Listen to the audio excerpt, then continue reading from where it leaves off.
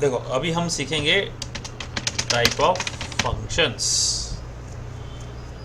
ठीक है, इसमें पहला टाइप हम जो सीखेंगे अभी, जो आपको ऑलरेडी सिखाया हुआ है, फिर बता देता हूँ। Function without arguments and without return value. ठीक है, अब ये क्या चीज़ है, चलो देखते हैं। Sort what I am doing IO string right using name space s3। ठीक है, अब आप यहाँ डिक्लेयर कर रहे हो void राइट ऐड या addition. This is your declaration int main, in this you are calling addition, this is your calling, and here you are defining void addition integer a b c and cout enter first number c in a, enter second number c in b। ठीक है, now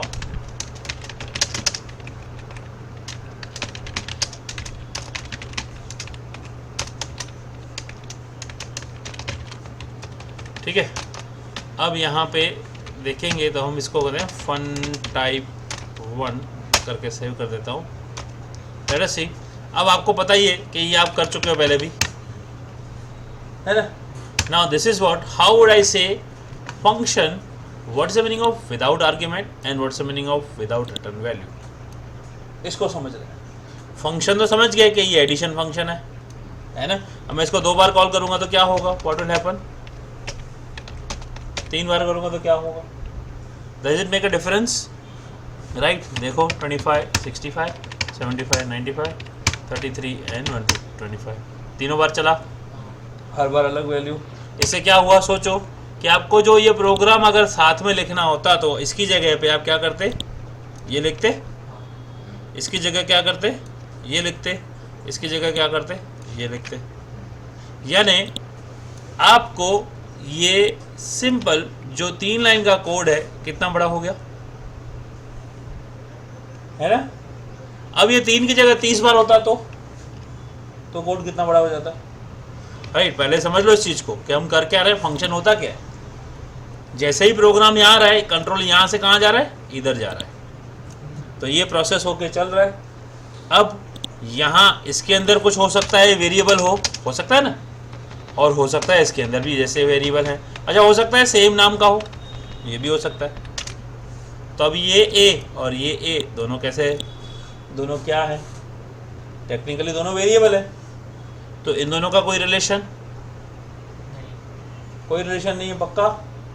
क्यों नहीं, because sir एक दूसरे void के अंदर एक int के अंदर मतलब अलग अलग जगहों में है दोनों, राइट। इस जगह को क्या बोलते हैं हम लोग, कर्ली ब्रैकेट को क्या बोलते हैं, इसको हम बोलते हैं ब्लॉक या कंपाउंड स्टेटमेंट। ठीक है, तो ये वेरिएबल जो है ना, ये वेरिएबल की लाइफ ये ब्लॉक की है और ये वेरिएबल की लाइफ ये ब्लॉक की है।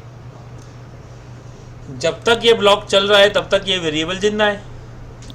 जैसे ही ये ब्लॉक से बाहर आ गए, ये वेरिएबल खत्म हो गए, और जैसे ही इस ब्लॉक में वेरिएबल आएगा तब इसकी वैल्यू आएगी, वैल्यू वैलिड है। जैसे ही बाहर निकलेंगे खत्म।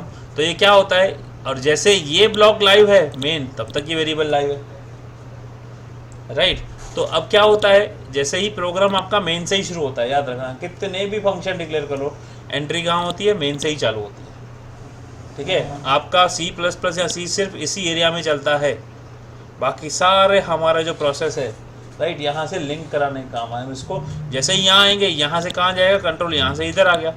अब यहाँ जैसे ही आएगा, मेमोरी में ABC वेरिएबल डिक्लेयर होंगे, उनकी वैल्यू ले ली, राइट, आउटपुट दे दिया, राइट। यहाँ आ गए, ABC डिस्ट्रॉय हो जाएंगे, खत्म हो गया। अब आप यहाँ C कॉल करोगे ना तो ये बोलेगा C डिफाइन ही नहीं है। अगर मैं यहाँ लिखूँ cout C और इसको हटा देता हूँ तो आंसर क्या आएगा इधर,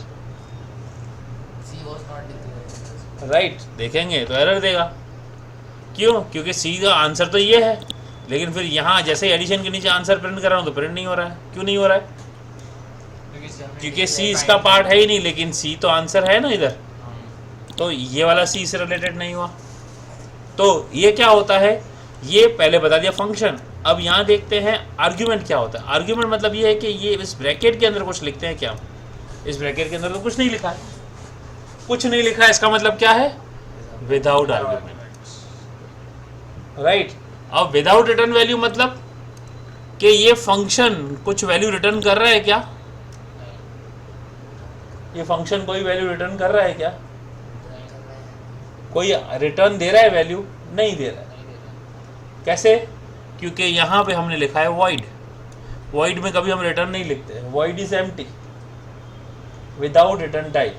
अगर मैंने यहाँ इंटीजर लिखा, हम लोग लिखते हैं ना इंट में रिटर्न 0 लिखते हैं ना, रिटर्न 0 लिखते हैं ना। ये रिटर्न 0 क्यों लिखते हैं मैंने बताया था, क्योंकि आप यहाँ इंट लिखते हो, है ना, इसलिए। अगर आप वॉइड लिखोगे तो यहाँ रिटर्न 0 की जरूरत नहीं होती है, बताया था ना ये, क्योंकि ये इंट है और यहाँ वॉइड है तो ये रिटर्न नहीं करेगा। तो इस तरह से हुआ फंक्शन जो आप लोगों ने पहले प्रैक्टिस किया है वो कौन सा है? Without arguments and without return value. इसमें जितने भी प्रोग्राम है आप लिख सकते हो ऊपर, जैसे हमने लिखा void area of square, right, किया था ना, याद है ना, एक स्विच केस में, याद है ना, हाँ, area of triangle, right, void volume of cube, ये आपने डिसाइड, कितने भी लिखो सारे कौन से? Without return type, without argument. ये पहले कर चुका, इसलिए इसमें ज़्यादा इतना ही बता दिया मैंने, राइट। इसमें कोई सवाल है तो पूछो, पक्का। देखोगे इसमें 3 चीज़ें फिर से वापस वही आई। ये क्या आया? डिक्लेरेशन या प्रोटोटाइप, ठीक है ना, डिक्लेरेशन या प्रोटोटाइप, राइट। ये क्या आया? डिफाइन, डेफिनेशन, ठीक है, डेफिनेशन बोलेंगे, या विश लिस्ट। विश लिस्ट का मतलब जो काम है फंक्शन का, the work of a function is defined inside this. अच्छा, अब ये देखो, अब मैं ये यहाँ से मेन यहाँ से हटा लेता हूँ, राइट, और इसको नीचे कॉल करता हूँ, राइट, तो भी कोई एरर नहीं आएगा, ठीक है। और ये कहीं भी लिखूँ, इसको यहाँ से करके मेन के नीचे लिखूँ तो भी एरर नहीं आएगा, राइट, क्योंकि मैंने यहाँ पे इसको डिक्लेयर कर दिया है। डिक्लेयर ऊपर होना चाहिए बाकी। Yes, right. वैसे तो इसमें वो डिक्लेरेशन का भी एरर नहीं देगा, लेकिन टर्बो में आपको एरर देगा, इसलिए टर्बो यूज़ करते तो ये हैबिट डाल दो, ठीक है। वैसे इसमें ये एरर नहीं देगा, अगर मैं इसको कमेंट कर दूंगा तो यहाँ देखेंगे ना तो फिर एरर नहीं आने वाला, राइट। लेट अस सी, हाँ, एरर यहाँ भी आया। ओके, देखो क्या आया, नॉट डिक्लेयर्ड द स्कोप, ठीक है, इसलिए डिक्लेरेशन पहले किया, ठीक है। तो declaration should be before main, definition can be before main और can be after main, doesn't matter, ठीक है, राइट। ये है function without argument, without return value. इसके जितने प्रोग्राम्स हैं प्रैक्टिस करने के लिए मैं देता हूँ, राइट। ये तो आपको आते हैं। अब नेक्स्ट फंक्शन का टाइप सीखते हैं, ओके।